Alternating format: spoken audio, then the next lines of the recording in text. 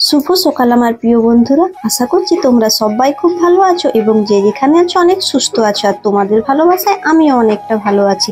যাই হোক, বাঁকুড়া জেলার ছোট্ট একটি গ্রাম থেকে আমি পূজা নিয়ে চলে এসেছি আরও একটা নতুন ব্লগ ভিডিও। আমার এই ভিডিওতে তোমাদের সবাইকে অনেক অনেক ওয়েলকাম, অনেক অনেক ভালোবাসা। বন্ধুরা, ভিডিওটা প্রথম থেকে শেষ পর্যন্ত দেখার জন্য অনুরোধ রইল। আশা করছি আজকের ভিডিওটা তোমাদের খুব ভালো লাগবে। আজকে আমি আমার জীবনের কিছু কাহিনী তোমাদের বলবো। এটা আমার জীবনে প্রতিদিন ঘটে চলেছে, সেটাই আমি তোমাদের সাথে শেয়ার করব। তোমরা যারা প্রতিদিন আমার ভিডিও দেখো, তোমাদের সবাইকে অনেক অনেক ধন্যবাদ আমার পাশে থাকার জন্য। এইভাবেই তোমরা পাশে থাকবে। উঠে চারিদিকে মারুলি দিয়ে ঝাটপাট দিয়ে রান্নাঘরটা আগে বাগিয়ে নিচ্ছি, কেননা মেয়ের জন্য খাবার করতে হবে। তারপরে আবার অনেক কাজ রয়েছে, কাজের কি কোনো শেষ আছে বলো?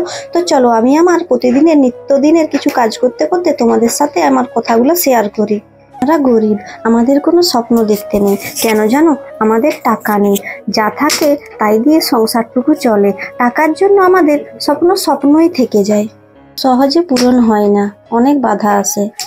টাকা এমন একটা জিনিস, এটা না থাকলে দেখা যায় মানুষের হাহাকার, আর বেশি থাকলে বেড়ে যায় মানুষের অহংকার। টাকার জন্যই আমাদের গরিবদের স্বপ্ন কখনো পূরণ হয় না। আমি আমার নিজেরটাই বলি, টাকার জন্য অনেকবার আমার পড়াশোনা প্রায় বন্ধের মুখে ছিল।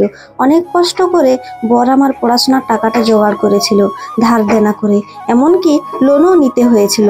এমনকি অনেক গরিব ছেলে মেয়েরা টাকার জন্য মাঝপথে পড়াশোনা ছাড়তে বাধ্য হয়। আমি হার মানিনি, পড়াশোনা করতে আমি খুব ভালোবাসতাম, এখনো ভালোবাসি, কিন্তু পড়াশোনা কমপ্লিট আর কি করব, তাই আমি টিউশন পড়াই।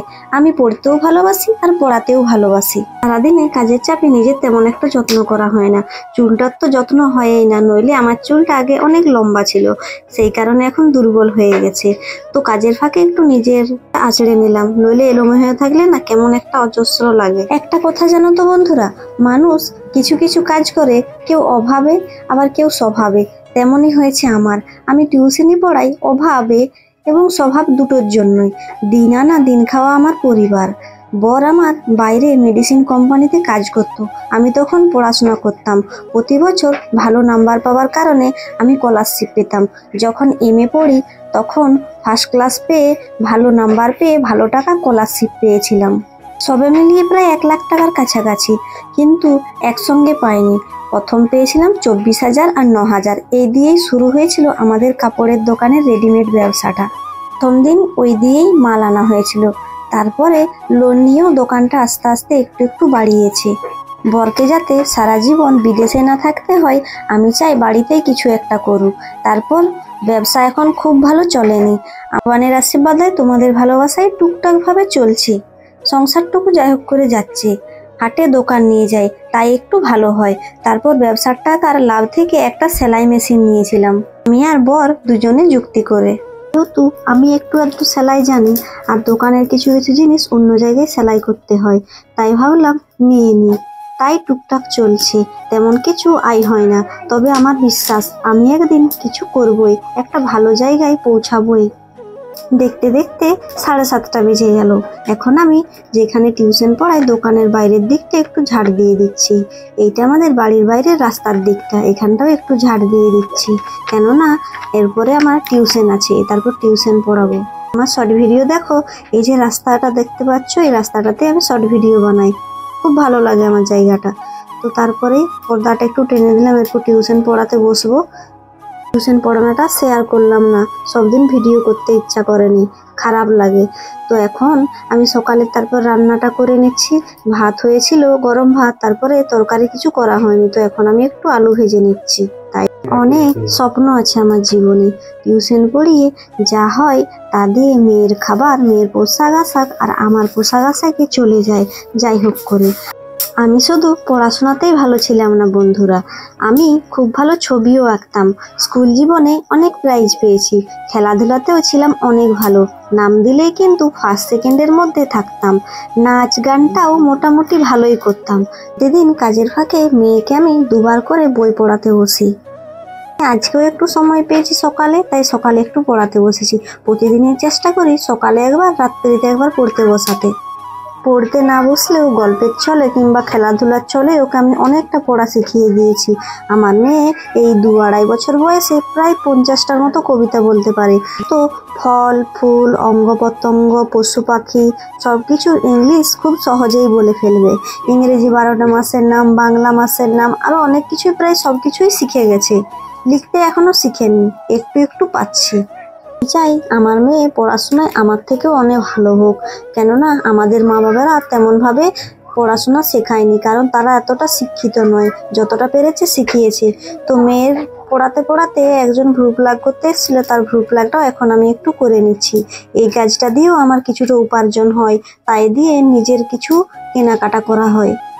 সব কিছু একটু একটু শিখে রেখেছি নিজের সুবিধার জন্য। চা হলো 10 টাকা 20 টাকা, নিজেরাই তো কাজে লাগবে। কাজটাও আমি শিখে নিয়েছি কিছুদিন আগের থেকে, টুকটাক ভালোই চলে। এখন বেজে গেছে প্রায় 9টার মতো। এখন আমি এই মেয়েটার ভ্রু প্লাগ করে দিয়ে তারপরে স্নান করতে চলে যাব। তারপরে এসে তো দুপুরে রান্না বান্না আছে, সেটা করতে হবে। তো এই দেখো আমাদের বাড়ির পাশে কেলেনে জল আসছে, সেখানে আমি আজকে চলে এলাম, তাই ভাবলাম তোমাদেরকে স্নানের জায়গাটা একটু শেয়ার করি। এমনিতে তো আমাদের স্নান করতে অনেকটা দূরে যেতে হয় পুকুরে, তো তাই আজকে একটু তোমাদের সাথে শেয়ার করলাম। স্নান করতে গিয়েছি আর এখানে আমার ছাত্রছাত্রীরা এসে দেখছি বসে আছে। আজকে শিক্ষক দিবস, জানো তো ভিডিওটা তোলা হয়ে রয়ে গেছিল, কোনো মতেই ভয়েস দিয়ে উঠতে পারিনি, তাই ভিডিওটা শেয়ার করতে পারিনি তোমাদের সাথে। এই ছোট্ট উপহারে আমার কাছে অনেক দামি। কেউ ভালোবেসে কিছু দিলে যত দামিই হোক কিংবা কম দামি হোক, তার থেকে বড় কিছু হয় না। তো তারা চলে যাওয়ার পর তারপর আমি জামা কাপড়গুলো মিলে দিচ্ছি। স্নান করে এসেছিলাম, তারা অনেকক্ষণ থেকে বসে আছে, তাই তাদের সাথে একটু গল্প করলাম। অনেক অনেক ভালোবাসা তোমাদের সবাইকে। তো ছাত্রীদের কাছ থেকে, সবার কাছ থেকে এতটা ভালোবাসা পাবো আমি কখনো ভাবিনি। তোমাদের সাথে গল্প করতে করতে বেজে গেল প্রায় 11:30টার মতো। এর মাঝে অনেক কাজই হয়েছে, সব কিছু কাজ তো সবসময় ভিডিওতে তোলা সম্ভব হয়নি। একটা কথা কি জানো তো বন্ধুরা, যখন আমার প্রথম বিয়ে হয় তখন আমার অবস্থা শ্বশুরবাড়িতে খুব খারাপ ছিল, কেননা বড় তেমন কিছু কাজ করতো না। টাকার অভাব থাকলে যা হয় তাই হতো আর কি। ভগবানের আশীর্বাদে, তোমাদের ভালোবাসায় আর নিজের মনের জোরে এখন আমি অনেকটা ভালো আছি, অল্প কিছু রোজগার করে। তারপর থালা বাসনগুলো তাড়াতাড়ি ধুয়ে নিচ্ছি। আজকে না একটা জায়গায় আছে, আজকে আর দুপুরে রান্না করতে হয়নি। আজকে আমরা যাব তারা মায়ের খিচুড়ি খেতে।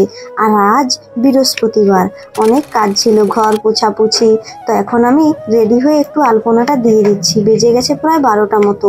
আমাদের কখন সেই 10টার সময় যাওয়ার কথা ছিল, কিন্তু কাজে কাজে বেজে গেল প্রায় 12টা মতো। এখন আমি যেখানে যেখানে মাড়ুলি দিই সেই জায়গাগুলোতে একটু করে আলপনা দিয়ে দিলাম। তারপরে চলে এলাম তারা মায়ের মন্দিরে, সাইকেলে করে এলাম।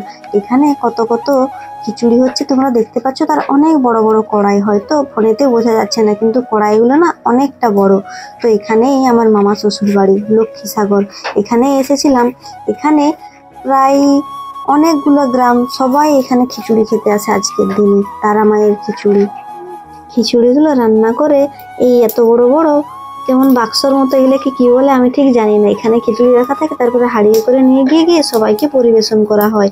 পুরো লক্ষ্মীসাগর জুড়ে রাস্তায় বসে বসে সবাই খিচুড়ি খায়, খুব ভালো লাগে। এই দেখো যেমন সবাই দু সাইডে রাস্তার বসে খাচ্ছে, এমনি চারিদিকটা প্রায় অনেকটা এলাকা জুড়ে সবাই এখানে খাওয়া দাওয়া হয়। দূর দূরান্ত থেকে মানুষ এখানে খিচুড়ি খেতে আসে, সকাল থেকে সন্ধ্যা পর্যন্তই খাওয়ানো চলে। তোমরা যারা এতক্ষণ ধরে আমার ভিডিওটা দেখছিলে, তোমাদের সবাইকে অনেক অনেক ধন্যবাদ।